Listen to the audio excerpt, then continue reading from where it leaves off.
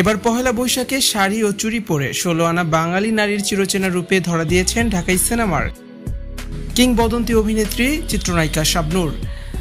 দেশবাসীকে অস্ট্রেলিয়া থেকে নববর্ষের প্রাণঢালা শুভেচ্ছা জানিয়েছেন এই ঢালিউডের জনপ্রিয় অভিনেত্রী। ভিউয়ার্স, পুরো ভিডিওটি শুরু থেকে শেষ পর্যন্ত দেখে অবশ্যই আপনার মূল্যবান মতামতটি আমাদের সাথে শেয়ার করুন। বাঙালির প্রাণের উৎসব পহেলা বৈশাখ।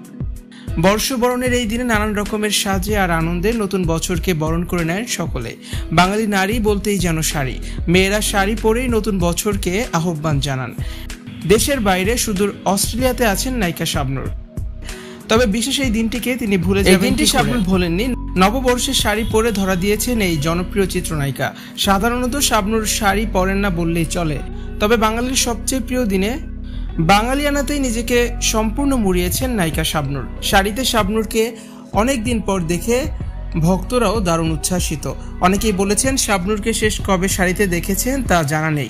শাবনূর বলেন, জীবনের প্রয়োজনে দেশের বাইরে থাকলেও দেশকে তো ভুলে যেতে পারি না।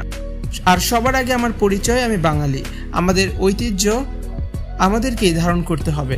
মনে প্রাণে বাঙালিত্বকে ধারণ করি আমি। এখানে আশেপাশে যত বাঙালি আছে সবাই মিলে আমরা নববর্ষে একত্রে মিলে মজা করি, দিনটিকে সেলিব্রেট করি। এদিকে শাবনূরের নতুন সিনেমা রঙ্গনার নায়ক চূড়ান্ত করেছেন পরিচালক। কবে দেশে ফিরবেন শাবনূর, কবে সিনেমায় অংশগ্রহণ করবেন জানতে চাইলে এই চিত্রনায়িকা বলেন, ডিরেক্টরের সাথে সবসময় আমার কথাবার্তা চলছে। অস্ট্রেলিয়াতে থাকলেও আমি তার নির্দেশনা মেনে চলছি। চরিত্র অনুযায়ীকে নিজেকে প্রস্তুত করছি। শাবনূর জানান, কিছুদিনের মধ্যেই দেশে ফিরবেন তিনি। ভিউয়ার্স, নববর্ষে শাবনূরকে শাড়িতে আপনাদের কাছে কেমন লাগলো জানিয়ে অবশ্যই কমেন্ট করে দিন।